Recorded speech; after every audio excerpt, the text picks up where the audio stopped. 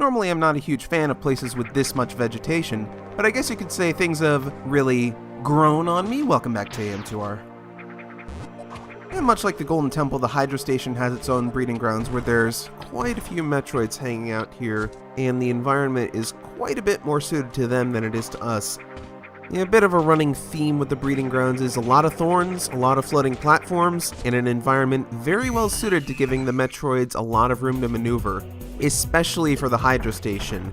And I'm going to be completely honest, for some of these Metroids, I really don't quite understand their AI.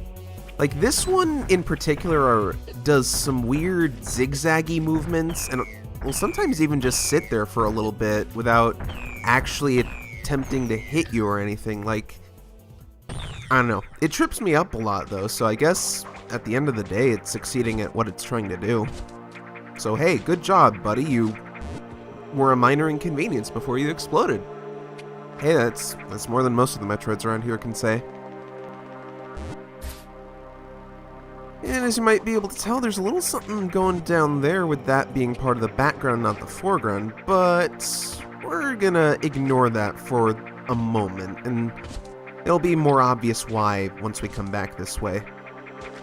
Yeah, as you can see, high jump, very, very useful around here. Not strictly required, but given how much acrobatic movement you need to be doing and moving around these platforms and the ledges and such, it's pretty recommended that you have high jump for this place. Just throwing that out there. Quite a lot of Metroids around here have the ability to dodge, so as always, just bait out their dodge with a normal shot, and before they can refresh the dodge, hit them with a missile, and rinse and repeat. There's ways of getting them like stuck in the wall or on a corner to try and loop them into getting hit really easily, but that one I don't find to be terribly difficult if you're willing to take a few lumps just hanging out in the vines, honestly. And our health isn't looking too great, but thankfully there's a convenient little hidden energy tank right down here, so you can grab that without having to go all the way back to the save point, although it is probably not a bad idea given that the Metroid coming up here can be quite a pain, and dying on it would be really, really unfortunate. Especially, even more unfortunate would be running out of missiles, because, well, then you're screwed. And I'll tell you right now, it's pretty convenient to be ending this Metroid fight with a few missiles left in tow, just, you know, in case. But as you can probably see right here, manipulating this one is pretty darn easy. A little bit of a health cost, but certainly beats fighting it normally, I think. The arena here is very unfriendly, especially if you fall all the way down, and it can be a huge pain, but hey, that's all the Metroids in Area 2 cleared out, so let's just head out of here. No sense just hanging around.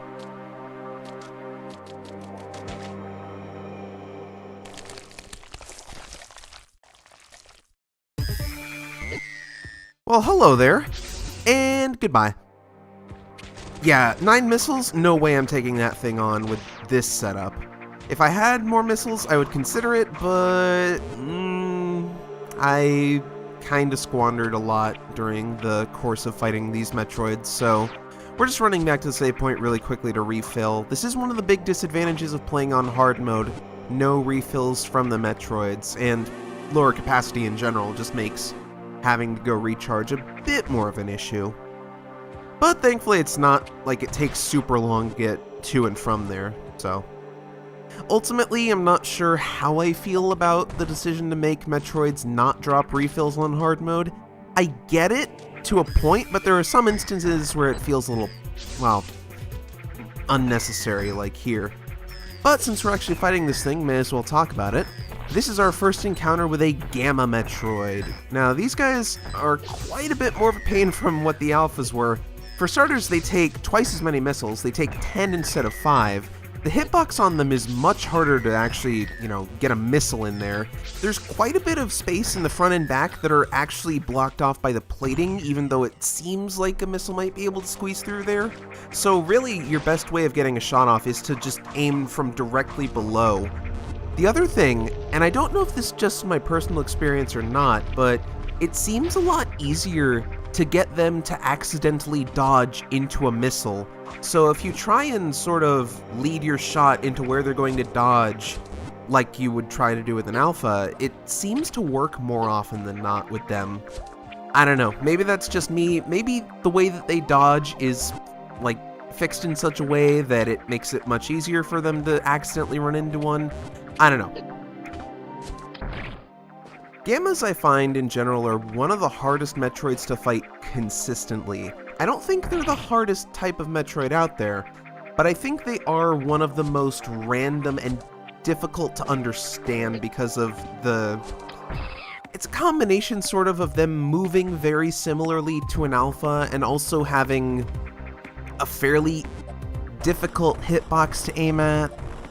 There's a whole bunch of stuff that goes into it, and we certainly haven't seen the last of them, so I'll go more into that later, but for right now, we're just going to kind of morph ball hover our way over to this missile. This is a little bit of a technique that I haven't really shown, or at least not talked about much yet. The instant morph button in this game has another sort of little use to it where when you morph and unmorph in the air very, very quickly, you essentially cancel your vertical momentum, which can be very useful in traveling larger horizontal distances to just keep your height a little bit longer. It was very broken in an earlier demo build where you could spam it pretty much as fast as you could hit the button, but they added a cooldown to it so that it wasn't completely insane, but it's still quite good for getting a little bit of extra distance to cross certain gaps. And yeah, that room back there is just do you know how the high jump works? Did you get the high jump? Yes? Good, you get a missile. Nothing too complicated to it.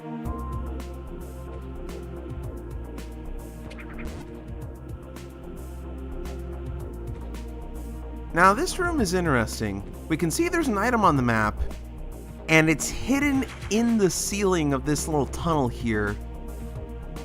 You probably wouldn't think to check right there because there's spikes all around that little tunnel that, well, they hurt, not a ton, but they do hurt in general. And I'll admit, that one took me a embarrassingly long time to find when I first played this game, but now that I know it's there, I never will be able to forget it. And believe it or not, we're already at Area 3. It's a pretty short trek to get here from the Hydro Station, all told, but don't let that fool you. This area is quite a step up from what we've seen so far, especially in terms of item locations.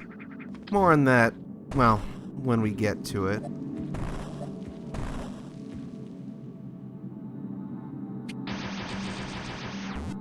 And just much like the original game, we're getting an introduction to sand blocks. They're an obstacle we'll be seeing a bit of here, but a bit more on later, and utilized to some pretty nasty effect. You'll know it when you see it, trust me.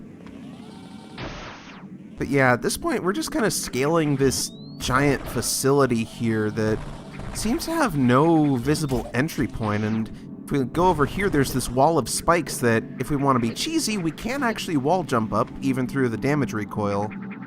But that's not quite what's intended of us. Instead, we just go over here and grab ourselves the space jump. I know it seems pretty early to get this, but it's on point with the original Metroid 2 in terms of pacing. And I just have to say, the space jump controls really well in this game. It feels really fluid. Matt, let's get out of here.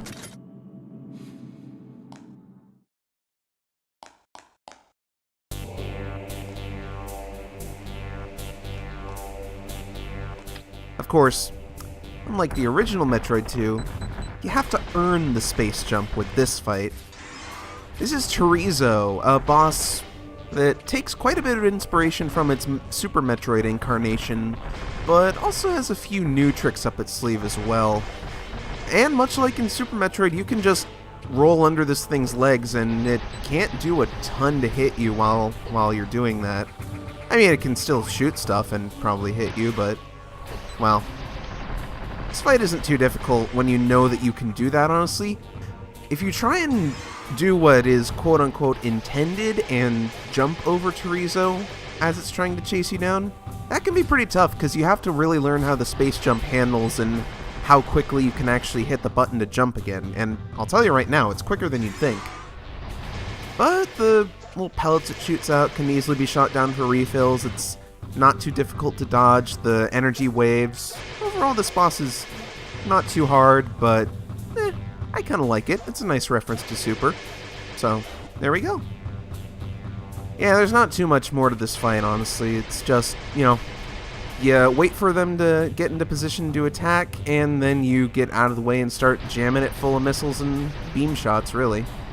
If you're absolutely feeling like you need more resources, you can shoot down the yellow pellets to get more stuff, and that's that. Or it would be, if this thing didn't suddenly grow wings and turn into a fucking Gundam. Those of you who've played Metroid Prime 2 might have seen something like this coming, considering the boss music is a remix of Chaika's theme. I think that's a really clever touch, honestly. But yes, the Chorizo now has wings, and now it is pretty much an aerial battle.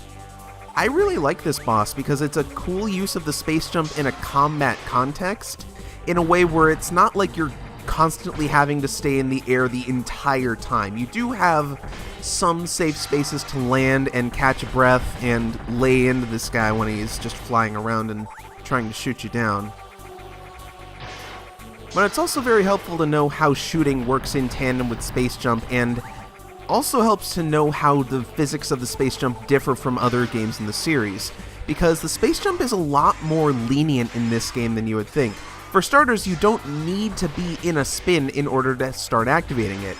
You can be in a straight fall and just press jump and immediately go into your space jump, which is honestly, I think, an amazing change for its controls. Now, Super Metroid is a great game, but I will give that game a lot of shit for its space jumping physics. It's very finicky in that game, and here it just feels so natural and so good to handle. It's a natural evolution of Zero Mission space jump controls, which I already thought were very good, so I can't help but love it here, really. Now, using missiles here has a couple of advantages besides just doing more damage. The explosive radius actually is very useful for destroying more stuff to get health pickups from, although these eggs, or whatever they are, it's probably easier to just use the wave beam because I find it kind of tough to hit them with missiles and the spread of them can be pretty erratic, so the whole wave part of the wave beam I think is pretty handy there. But there we go. Not too bad, all things considered. In normal mode, that boss waits a little bit before it actually starts attacking you, so you have a bit of a chance to get more acquainted with the space jump. You get no such break on hard mode though, so there we go. There's a number of people who have played this game who either spider-balled across the ceiling or bomb-jumped up this spike wall in order to get up here earlier because they did not think to just go straight to the left and check out the sand blocks and find the space jump. And subsequently, they usually explore this entire place before they actually fight that boss. Which, depending on the kinds of tricks you know, can be a good idea, or it can be a very bad idea. But now we are truly in Area 3, the Industrial Complex, which we will be exploring next time. See you then!